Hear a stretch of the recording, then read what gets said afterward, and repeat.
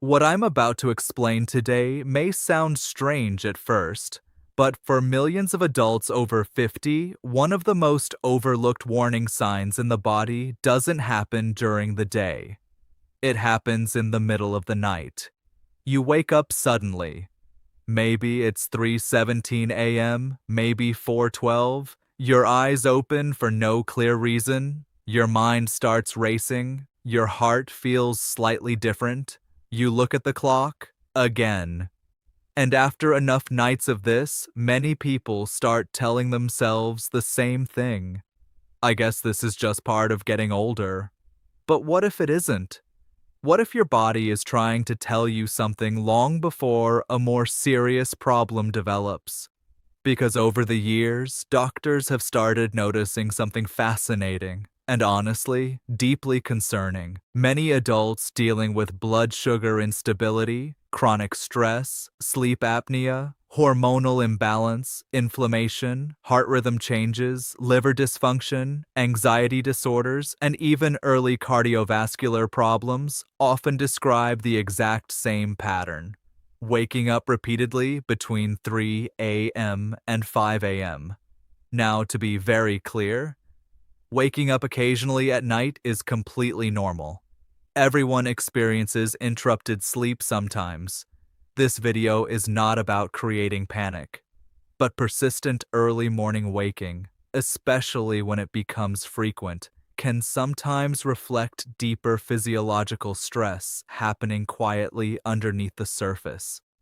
And the reason this matters is because the body often whispers long before it screams. My name is Dr. Adam Scott Levin, and for more than 15 years, I've worked with adults dealing with metabolic disease, cardiovascular dysfunction, chronic inflammation, nervous system dysregulation, sleep disorders, stress physiology, and age-related health changes that often overlap in ways most people never realize. And today, I want to walk you through something incredibly important: why so many adults wake up between 3 a.m. and 5 a.m., what may actually be happening inside the body during those hours, which causes are harmless, which ones deserve more attention, and why this pattern has become increasingly common in modern life.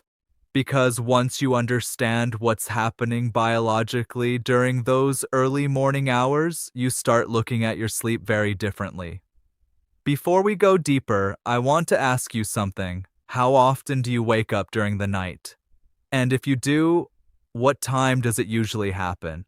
Drop your age and experience in the comments below, because honestly, many people watching this channel realize they are not alone for the very first time through conversations like these. Now here's where things start becoming very interesting. Most people assume sleep is simply the brain turning off. But biologically, sleep is one of the most active and regulated processes in the human body. Hormones shift constantly. Blood sugar changes, body temperature changes, cortisol changes, brainwave activity changes, inflammation regulation changes, repair systems activate, memory processing activates, immune coordination changes. Your body is doing enormous amounts of work while you're asleep. And the hours between roughly 3 a.m. and 5 a.m. are particularly important because this is when the body begins preparing for wakefulness. Cortisol, which is not just a stress hormone, but also a wakefulness hormone, naturally starts rising during these hours. Blood sugar regulation changes. Breathing patterns shift. Nervous system activity shifts. Heart rate variability changes. In healthy, stable systems, most people sleep through these transitions without noticing them. But when the body is under physiological stress, these early morning changes can become disruptive enough to wake someone up repeatedly. And honestly, this is where many hidden health issues quietly reveal themselves first. Let's start with one of the most common causes doctors see today: blood sugar instability. I remember one patient in his early 60s who kept waking almost every night around 3:30 in the morning feeling anxious, shaky, sweaty, and strangely alert. He thought he was developing severe anxiety. But after evaluating his metabolic health more closely, we discovered something important. His blood sugar was dropping during the night.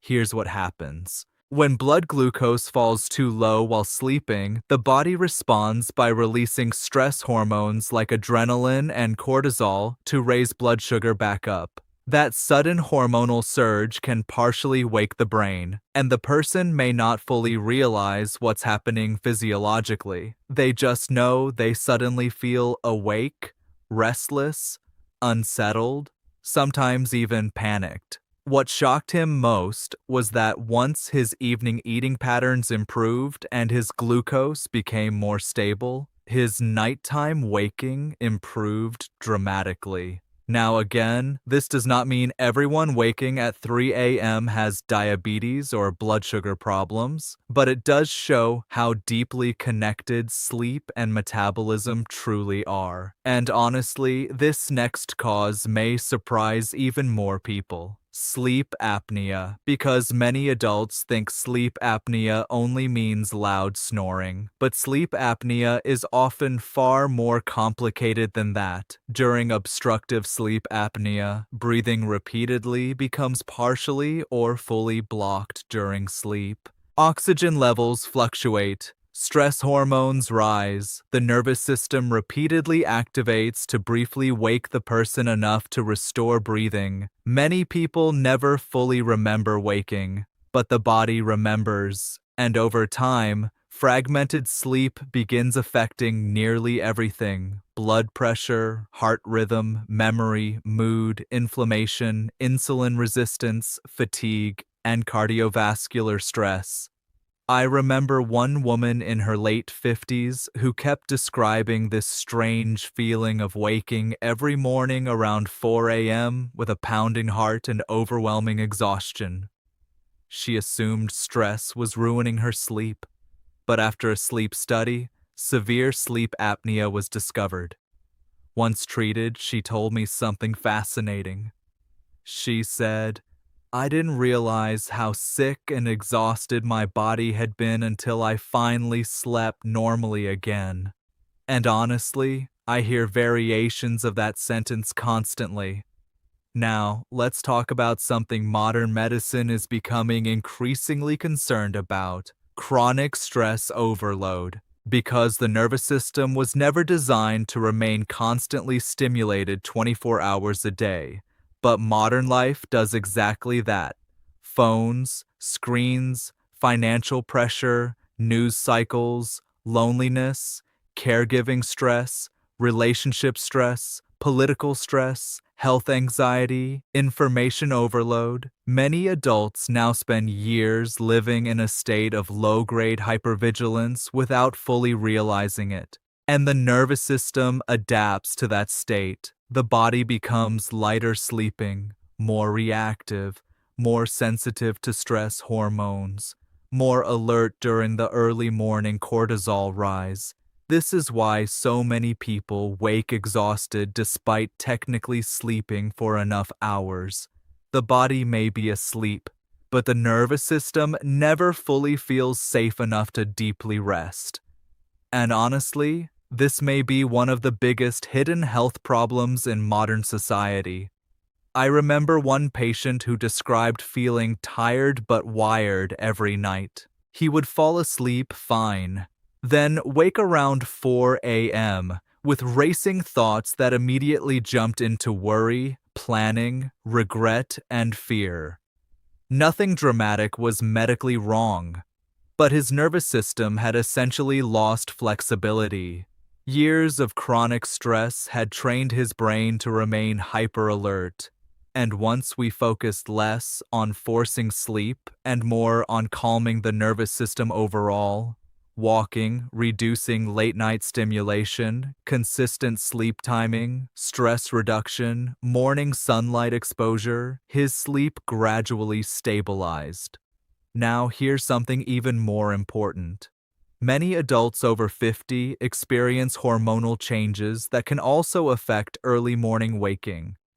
In women, menopause and declining estrogen can affect temperature regulation, cortisol sensitivity, and sleep quality. Night sweats and sleep fragmentation become much more common. In men, testosterone changes, increased visceral fat, and metabolic dysfunction can also affect sleep stability. And because these changes happen gradually, many people simply assume this is just aging. But biologically, the body is often responding to multiple overlapping systems, becoming less resilient simultaneously. And that brings us to another major contributor: inflammation. Because inflammation affects sleep far more than most people realize. Low-grade chronic inflammation can alter nervous system signaling, cortisol balance, body temperature regulation, immune activity, and neurotransmitter function. People often describe this vague internal restlessness. They feel tired, but not rested, exhausted, but unable to fully relax. And over time, nighttime waking becomes more frequent. This is especially common in adults dealing with obesity, insulin resistance, cardiovascular disease, autoimmune conditions, heavy alcohol use, poor diet quality, sedentary behavior, or chronic stress. Now here's the part many people never hear. The body usually functions best with rhythm. Consistent sleep timing, consistent light exposure, stable blood sugar, stable routines, regular movement, predictable recovery. Modern life disrupts nearly all of those rhythms constantly, and the body pays the price. Now I want to talk briefly about something many people are afraid to discuss openly: anxiety itself. Because yes, anxiety absolutely can wake people during these hours too. In fact, early morning waking is extremely common in anxiety disorders and depression. Why? Because cortisol naturally rises before waking, and in individuals already carrying elevated stress physiology, that hormonal rise can amplify anxious thinking dramatically. People wake, and within seconds their brain starts scanning for problems: health worries, money worries, family worries, regret, fear, future uncertainty, and the nervous system quickly becomes fully activated. But here's what's important: that experience is still physical. This is where people misunderstand anxiety. Anxiety is not imaginary. The symptoms are happening inside real biological systems. Heart rate changes, hormone changes, breathing changes, circulation changes, muscle tension changes. That overlap is exactly why distinguishing emotional stress from physical contributors can become so difficult sometimes. And honestly, the healthiest approach is usually balance, not assuming every symptom is dangerous, but also not dismissing persistent changes automatically either. Now let's discuss one final issue doctors pay close attention to: cardiovascular health. Because some heart-related symptoms can appear most noticeable at night or during early morning hours. Irregular heart rhythms, blood pressure fluctuations, shortness of breath, chest discomfort, palpitations. Many people notice these symptoms most clearly when the environment becomes quiet and distractions disappear. Now again, this does not mean everyone waking at night has heart disease, not at all. But persistent, unexplained symptoms deserve calm medical evaluation rather than endless guessing online. That distinction matters enormously. Now here's the part I really want you to remember. Waking up between 3 a.m. and 5 a.m. occasionally is normal, but when it becomes persistent, repetitive, emotionally distressing, physically draining, or accompanied by other symptoms, the body may be asking for more attention. Not panic, attention. because the body often communicates through patterns long before serious disease appears. And honestly, one of the biggest mistakes modern adults make is ignoring subtle changes for too long because life feels too busy to slow down and investigate them. The healthiest people are usually not the ones obsessively monitoring every sensation. And they're also not the people ignoring their body completely. They're the people willing to notice patterns calmly, support their health consistently, and seek evaluation when something repeatedly feels different. That balance protects both physical and emotional health. So here's the final takeaway. If you keep waking between 3 a.m. and 5 a.m. every night, don't immediately assume something catastrophic is happening, but don't automatically ignore it either. Look at the full picture. How is your stress, your sleep quality, your breathing, your blood sugar, your evening habits, your alcohol intake, your emotional health, your inflammation, your routines? Because sometimes the body is not trying to punish you. Sometimes it's trying to get your attention before deeper imbalance develops. And once you start listening carefully, many people realize their body had been whispering long before it ever started screaming.